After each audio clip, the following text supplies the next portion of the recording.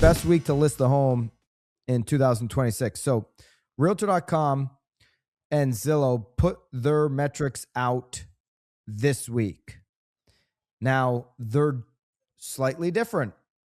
So Realtor.com has a single best week to list, and Zillow has a 2-week range. And so based on, this is, you're talking about 90+% of consumer behavior between these two companies. We're partnered with both. We're the top Zillow partner in the state, and we are the exclusive partner with Realtor.com.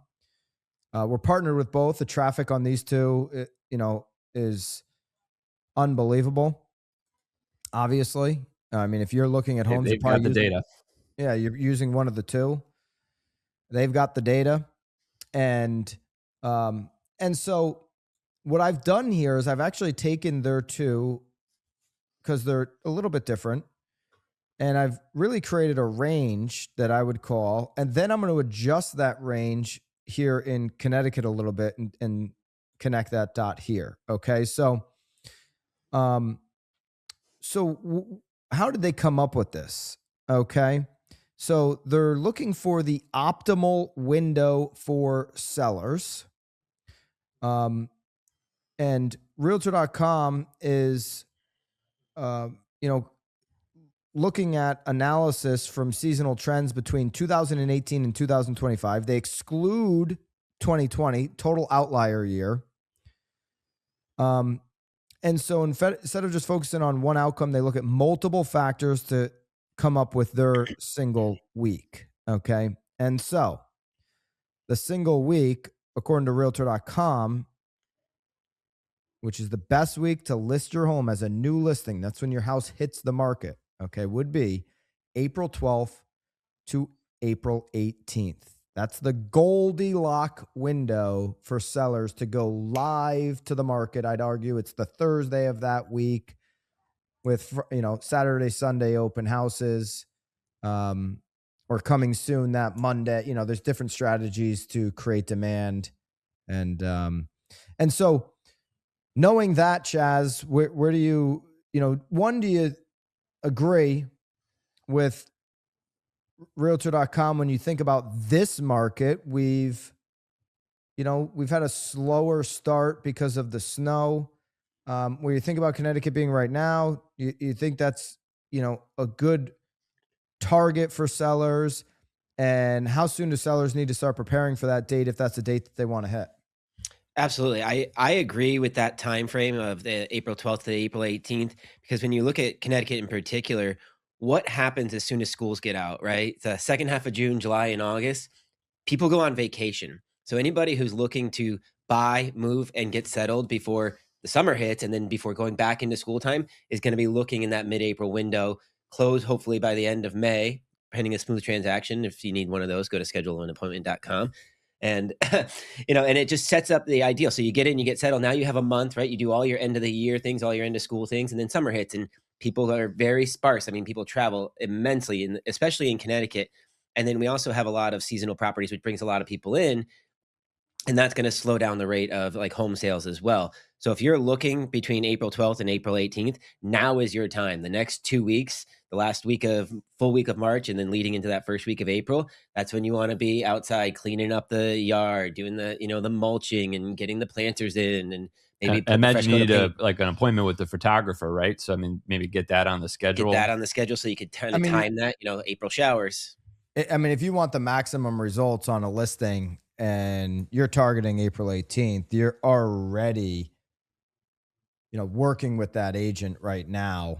And here's the data. Chaz, why don't you run through the data, what stands out during this week, according to Realtor.com, why they came up with this. Homes are priced at a certain higher rate, and break that down for us.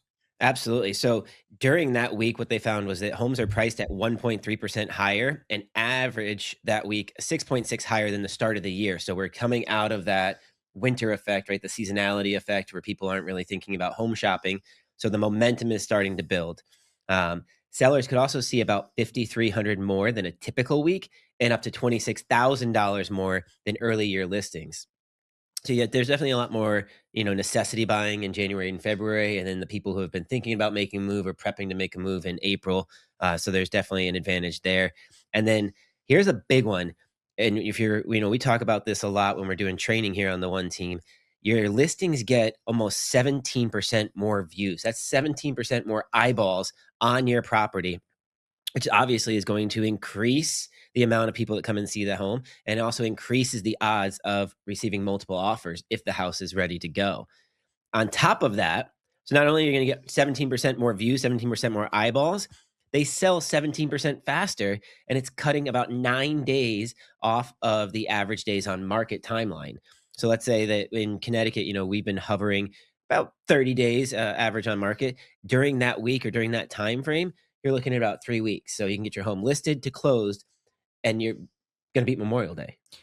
Yeah, I think, a lot of folks that are listening to this might be thinking about it and maybe feeling a little overwhelmed when you think about all the stuff you have to do to get ready to sell a house. I mean, I'm not a real estate agent, but I did sell a house once that I lived in.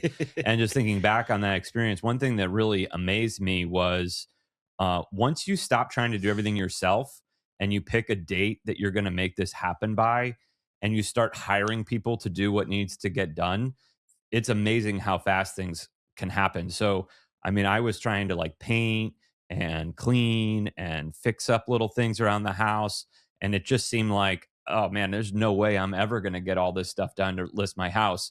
But once I ended up buying another house. And so I had a due date. As soon as you give yourself a due date, Yep. and I was like, all right, I got this list of all the stuff that I need to do. My real estate agent at the time was like, I got a handyman.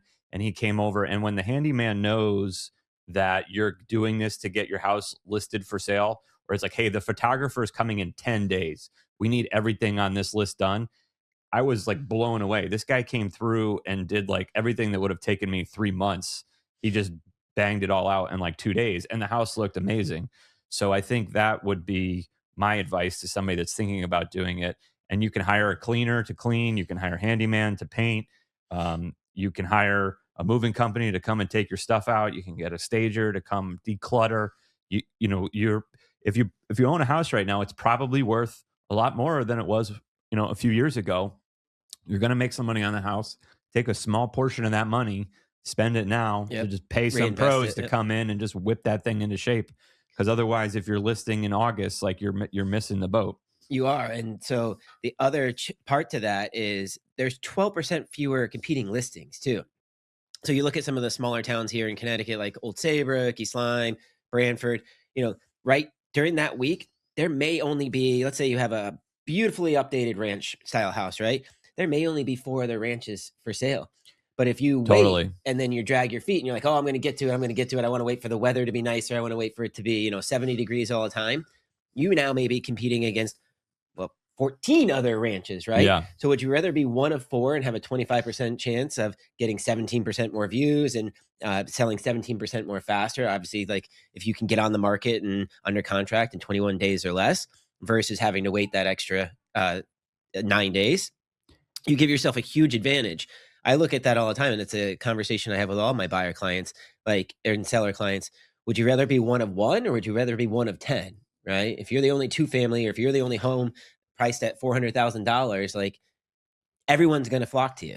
I think that's true every year, but it's especially true this year because there haven't been a lot of houses for sale. And I'm talking to buyers all the time, especially in January and February this year, recent conversations. And they're like, Brian, like we would want to buy a house. We're looked at the few houses that are available. They don't meet our needs. And I keep telling them like, just be patient. There's more homes that are coming. So there's a hunger right now for more homes for sale. And if you can list, in the next 3 weeks, you can really capitalize on those folks. But if you're listing in June or July, those folks probably will have already bought a house by then. Right. You're going to miss that opportunity.